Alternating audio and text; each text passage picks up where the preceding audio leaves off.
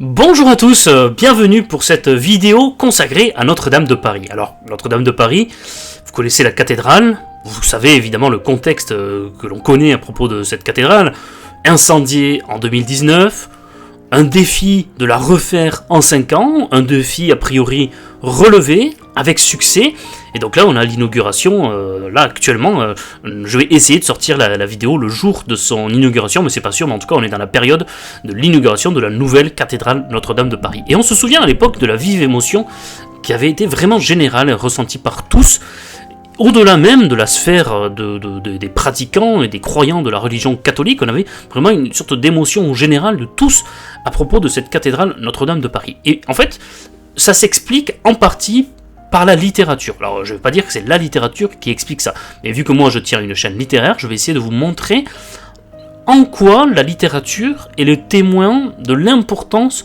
de Notre-Dame de Paris, en tout cas en quoi elle le reflète. Et vraiment, c'est important. Alors, au-delà évidemment du livre de Victor Hugo, Notre-Dame de Paris, on va voir dans cette vidéo qu'il y a pas mal de livres, soit qui l'évoquent, soit qui sont consacrés.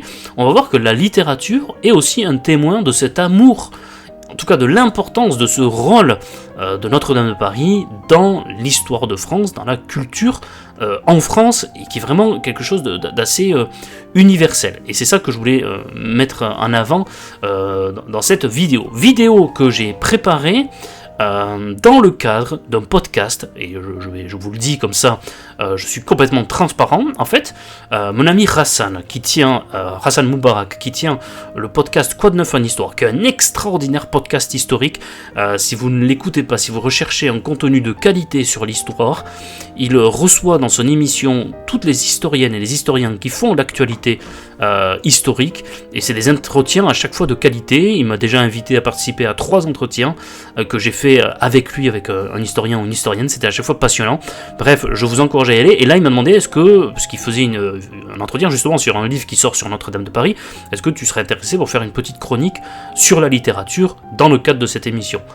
Je lui ai dit oui, je l'ai fait, je lui ai envoyé, donc si vous voulez aller écouter l'épisode, vous pouvez, je vous mettrai le lien évidemment dans la description de cette vidéo, mais je me suis dit, pourquoi pas en faire également une vidéo, et vous faire profiter également de cette chronique si vous ne l'avez pas, en tout cas si vous n'allez pas l'écouter, et si vous voulez écouter de manière générale tout un épisode plus long sur Notre-Dame de Paris, allez écouter son épisode. Notre-Dame de Paris, on connaît également le dessin animé. Tout le monde a vu ce dessin animé, Quasimodo, Les Gargouilles, moi je me souviens très bien d'avoir vu quand j'étais enfant. Vous vous souvenez également de la comédie musicale, Quasimodo, avec Garou, Patrick Fiori.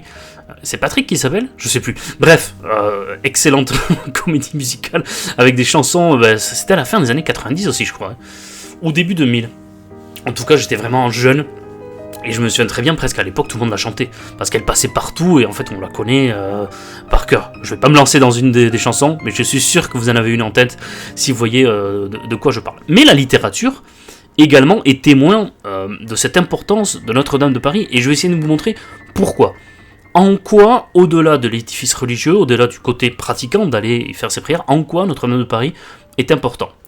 Déjà, je suis allé sur un site là, et j'ai tapé Notre-Dame de Paris, et c'est impressionnant, le nombre de résultats, c'est juste faramineux. Il y a des puzzles, là je vois des Lego pour pouvoir faire Notre-Dame de Paris en vrai.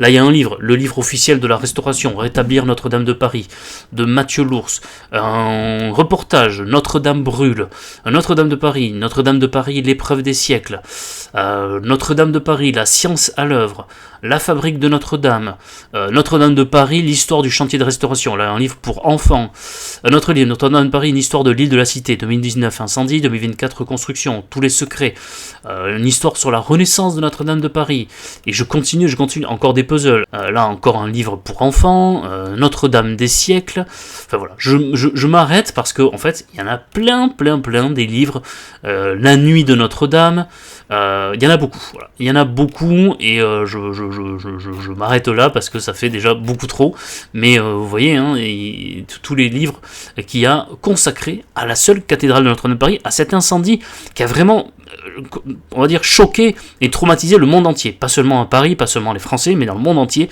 Les images étaient en train de tourner parce que Notre-Dame de Paris c'est une icône mondiale. ça fait partie des grands monuments mondiaux. Et il y a eu beaucoup de dons, il y a eu beaucoup d'aides pour la reconstruire. Et certains se sont dit, mais pourquoi on fait pas ça pour des petites églises? Mais parce que, je vais essayer de le montrer dans cette vidéo, Notre-Dame de Paris, c'est autre chose qu'une église, ça va au-delà. Et d'abord, au-delà de tout livre, je sais qu'il y a Sylvain Tesson aussi qui a écrit un livre là sur Notre-Dame de Paris. Je vais un peu plus loin dans le podcast de Rassan, donc je vous dis, je vais un peu plus loin dans certains détails, dans certaines citations. Mais d'abord, des livres qui ont été consacrés, ou des textes, ou des poèmes à Notre-Dame de Paris. Au-delà là, des réactions et des différents livres qui viennent de sortir parce qu'il y a eu cet incendie. Mais avant même cet incendie, il y avait quand même pas mal d'ouvrages qui étaient liés à Notre-Dame de Paris. Je pense par exemple à, le plus classique d'entre eux, Victor Hugo, évidemment. En fait, Notre-Dame de Paris, la cathédrale est presque un personnage à part entière dans ce livre. Il y a des passages entiers où il y a la description très minutieuse. C'est une déclaration d'amour à Notre-Dame, mais en même temps, c'est un cri d'alerte sur les évolutions récentes qui sont pas très bien accueillies par Victor Hugo. Et puis c'est, de manière générale, un roman historique extraordinaire sur le Moyen-Âge. Donc, Notre-Dame de Paris, déjà, culte grâce à ce roman de Victor Hugo.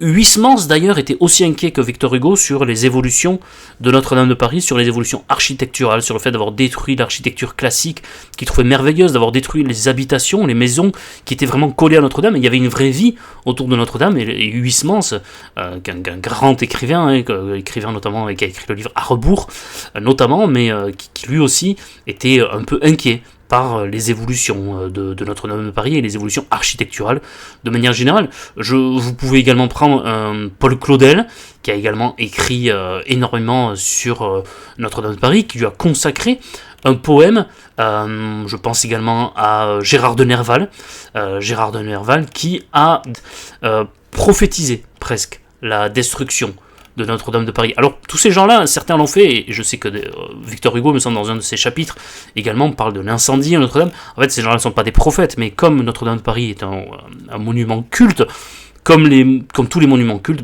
c'est un certain fantasme d'imaginer sa destruction, d'imaginer le chaos autour de ces monuments. On pense également à Charles Péguy qui a écrit un très beau texte en 1911 sur Notre-Dame de Paris, et encore une fois en faisant un personnage à part entière. Donc tous les grands on va dire écrivains ont écrit sur Notre-Dame de Paris, enfin pas tous, mais beaucoup de grands écrivains, notamment dans le 19e siècle, parce que je pense que Notre-Dame de Paris représentait beaucoup dans ce 19e siècle. Je parle également de Théophile Gautier, qui dit d'ailleurs à propos de Victor Hugo, « Ton livre dans ma poche, autour de Notre-Dame, je suis allé souvent, Victor ». Donc vous voyez, Aragon, évidemment, très amoureux de Paris, je le cite amoureux, qui n'a pas vu le jour se lever avec la Seine, ignore ce que c'est que ce déchirement, quand prise sur le fait, la nuit qui se dément, se défend, se défait les yeux rouges obscènes, et Notre-Dame sort des eaux comme un aimant. C'est beau, hein. Et vous voyez, alors j'en oublie évidemment, il y en a eu d'autres qui ont écrit sur Notre-Dame de Paris, mais ça dit vraiment toute l'importance et tout l'amour qui était porté à Notre-Dame avant même qu'elle soit brûlée. Et en fait, ce que j'ai remarqué en faisant ces recherches pour ce podcast de Rassan, c'est que Notre-Dame de Paris, au-delà d'être un monument merveilleux, au-delà d'être majestueux, d'avoir cet hommage rendu par tous ces écrivains, est surtout un témoin, en fait. Un témoin de tous les événements qui se sont déroulés à Paris depuis sa construction, depuis qu'elle est là. En fait, elle est un peu ce fil qui permet de relier toutes les étapes de l'histoire de Paris et de l'histoire de France. Elle a assisté à la Renaissance, elle a assisté à tous les grands mariages, à toutes les grandes fêtes dans Paris, elle a assisté à tous les troubles, toutes les batailles, toutes les nuits sanglantes, les révolutions, elle a assisté à tout ça en fait, notre cathédrale Notre-Dame de Paris. Elle est ce témoin qui en fait permet de relier comme ça toutes ces étapes, qui permet de relier et de faire corps commun en fait. Elle est le symbole de tout ça.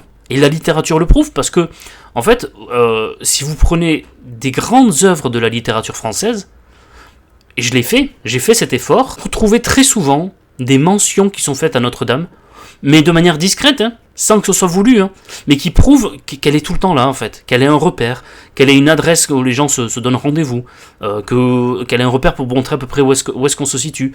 Par exemple, vous prenez un livre comme 20 ans après, d'Alexandre Dumas, la suite des Trois Mousquetaires, vous avez évocation du Te Deum qui a été fait à la cathédrale Notre-Dame, après la victoire de Lens, vous avez mention de ce Te Deum très célèbre, et qui a été très important à ce moment-là, à Notre-Dame de Paris, et il est là, discrètement comme ça, intégré dans le roman. Et d'ailleurs, il y a une expression très, très belle, très puissante dans ce livre, qui dit que, en gros, le peuple de Paris remontait d'un corps commun jusqu'à Notre-Dame, comme un fleuve remontant vers sa source. Et au-delà de la métaphore, je trouve que c'est très puissant comme expression. Que le peuple de Paris, toutes couches confondues, tout genre confondu, toute catégorie sociale confondue, soit comme un fleuve, c'est-à-dire un corps commun, un corps mouvant, qui remonte ensemble comme ça jusqu'à sa source, et Notre-Dame de Paris qui serait sa source. Et on voit bien là que ça dépasse l'aspect religieux. De même, dans un autre livre qui s'appelle Les Mystères de Paris, de Eugène Sue, qui est l'autre grand livre peut-être avec les Misérables du 19e siècle, j'ai récupéré le PDF de ce livre. Et en fait, j'ai juste tapé avec un CTRL F, j'ai juste tapé Notre-Dame. Et vous avez près d'une trentaine ou une quarantaine, je sais plus, je crois une quarantaine, de mentions faites à Notre-Dame dans ce livre, qui est un gros pavé, hein, mais qui montre à quel point à Paris, c'est important, avant même qu'il y ait cet incendie, même si les lieux, même si l'action n'est pas liée à Notre-Dame, elle est tout le temps là.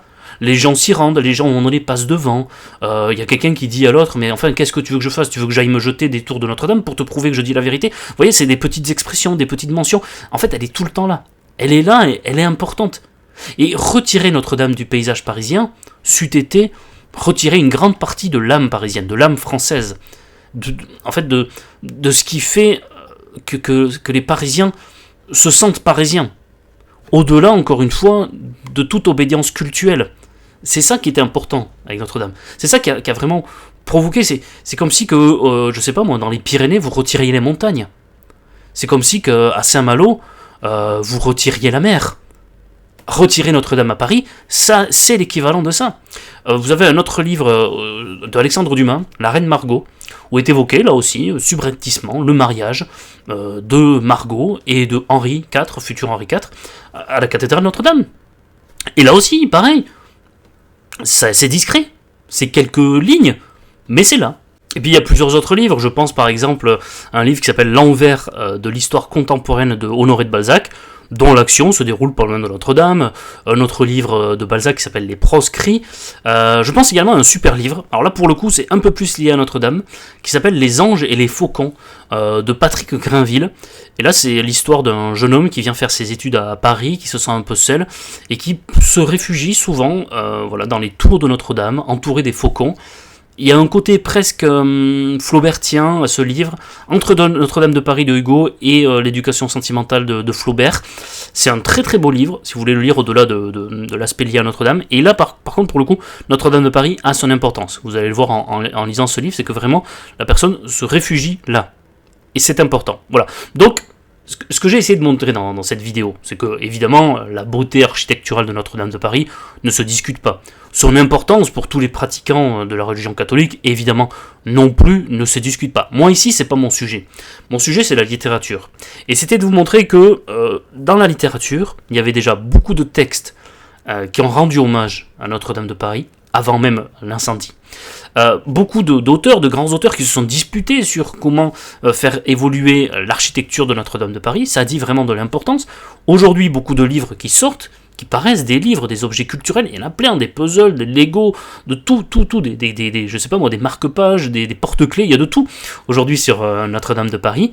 Et puis, Notre-Dame de Paris est un témoin. Voilà. Un témoin, un lieu, un repère dans la littérature française. Je vous ai parlé de quelques livres qui font état, mais j'aurais pu en parler de tant d'autres, parce que j'en ai retrouvé d'autres. En fait, dès qu'un livre se situe et se déroule à Paris, même Les Misérables, Balzac, Zola, vous avez à un moment donné, et faites un jour le test, vous allez voir, moi j'en ai pris plusieurs comme ça, des grands classiques, j'ai fait CTRL F Notre-Dame, et franchement, au moins une fois sur deux, vous aviez mention faite à Notre-Dame de Paris. Vous enlevez Notre-Dame de Paris, la littérature française n'est plus la même. Voilà. Et j'exagère à peine, vraiment. Voilà. Donc, Je voulais contribuer moi aussi à cet hommage qu'il y en aura partout, donc je vais être comme grain de sable parmi toutes les plages d'hommages mérités qui seront rendus à Notre-Dame de Paris, parmi tous les documentaires, etc. Et j'imagine bien que ça va pas autant faire déplacer les foules que ce petite vidéo sur la littérature, mais je voulais quand même contribuer à ma manière à cet hommage à Notre-Dame de Paris, que moi aussi, en tant que jeune basque provincial, lorsque je me rends à Paris, il y a toujours une sorte d'émerveillement lorsque je lève la tête, que je passe pas loin, et tous mes séjours parisiens avec les bouquinistes pas loin et tout, enfin, je veux dire, on voit bien le cadre, nous amoureux de la littérature, eh bien l'expérience ne serait pas la même sans Notre-Dame de Paris. Prenez soin de vous, lisez des livres, et à très très bientôt pour de nouvelles aventures des Mémoires d'Adrien, et n'oubliez pas, si vous voulez écouter vraiment cet épisode de Rassan Quoi de neuf en histoire sur Notre-Dame de Paris, c'est en description de cette vidéo. Bonne journée et à demain déjà pour le calendrier de l'Avent littéraire et puis très bientôt pour d'autres aventures ici liées à la littérature. Au revoir.